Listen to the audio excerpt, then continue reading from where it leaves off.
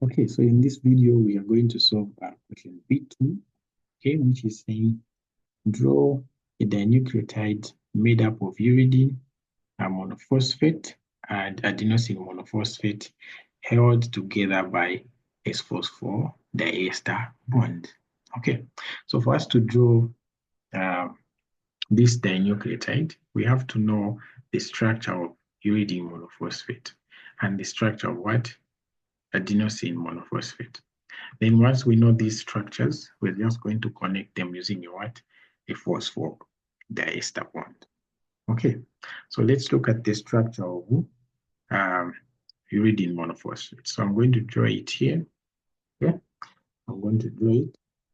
So uridine monophosphate, it's a nucleotide. Okay, so meaning it should have one, a sugar.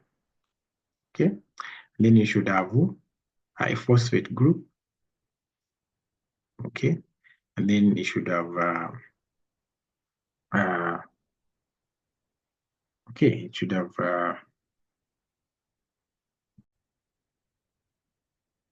okay, so it should have a nitrogenous base. Okay, so nucleotides are made up of those three.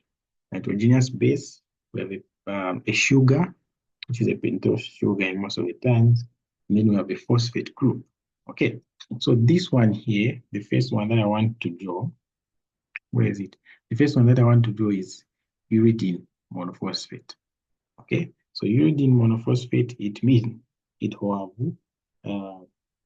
the nitrogenous base of uracil, right? Okay, so let's draw it. Okay, so uridine monophosphate will be like this. We have a sugar here. Okay, we have a sugar there.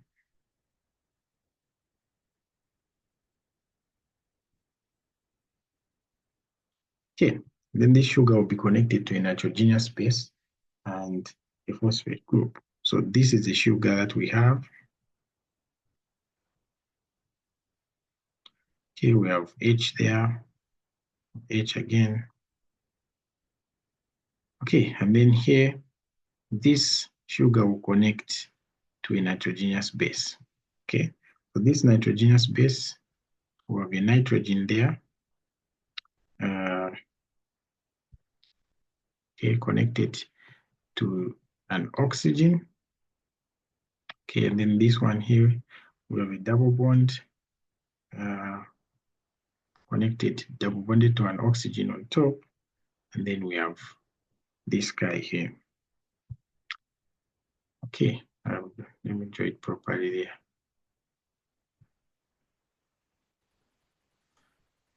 Okay, so we have, then here we have NH. Okay, so this is the nitrogenous base that we have. And then this side is going to be connected to a what? To a phosphate group. So phosphate group, we just write oxygen bonded to a phosphate, which is double bonded to an oxygen, okay, which is bonded to OH here. And then even here you have OH there, okay, or H, whatever you prefer. So this one here that I've drawn is called uridine monophosphate.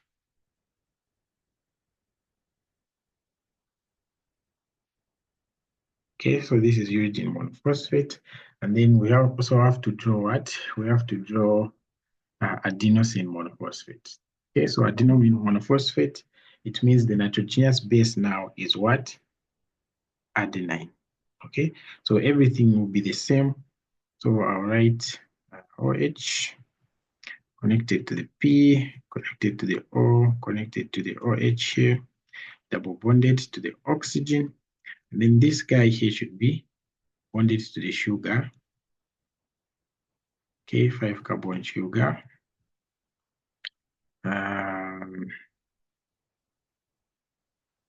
Okay, let me draw the sugar properly. This is not the correct way to show it. Okay, so it should slant a bit inside, yes, and then we have that. Okay, so this will be the same OH. There we have OH. There you have H. There you have H.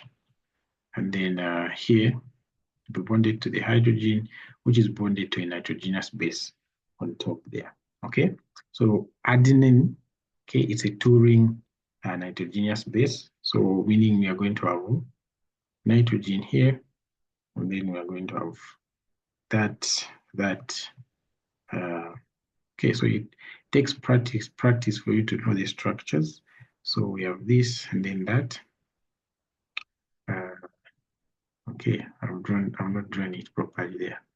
So let me do it properly because it has two rings. So to look something like this. Okay, so you have this coming from here, and then that coming from that nitrogen will be bonded to a double bond. Okay, and then this one here goes like that. It comes here with a double bond to the nitrogen that will be here. Okay, and then you have a nitrogen here, which is double bonded to whatever is going to be here, which is bonded to the nitrogen. And then when you go up, okay, this guy here will be bonded to NH2 like that. Okay, so this here is what we call as adenine. Okay, so this is the nitrogenous base adenine.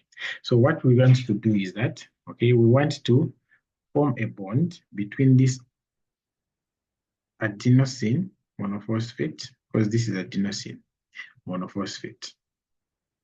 Okay, and this uridine monophosphate, we want to form an ester bond. Okay, so how do we form that ester bond? Okay, it's very easy. Okay, it's very easy. We are going to bond, okay, one of the phosphate groups of these two. Okay, so let me say I get this phosphate group here. So this phosphate group, I'm going to make it bond with this uridine monophosphate. Okay, I'm going to make it bond with this uridine monophosphate. So what am I going to do? I'm going to get one of these OHs, okay, which is the hydroxyl group. I'm going to get that hydroxyl group, and then I'm going to react it with this hydroxyl group. Okay, so you react the one that is, because this will be carbon 1, 2, 3, 4. Okay, so react the one that is on carbon number 3 here on the uridine monophosphate. So we'll just come and join this guy to this guy. Okay, so I won't draw it as a new diagram. I'll just show the bond here. So this guy, okay, the OH will go. Then from this OH, only the H will go. Okay, so if the H from this and the OH from this goes, it means the water will come out like that. Okay, so what will remain is that I have an oxygen here that is connecting to this bond like that. Okay, so but when you're drawing it, show them first separate like that and then say plus. Then when they combine like that, the OH from this and the H from this, they come out and they form a water. So okay, it means this oxygen that was here will come and bond with the phosphate that was there.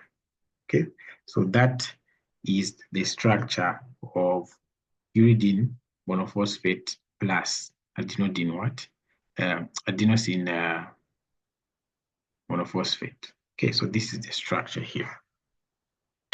Right.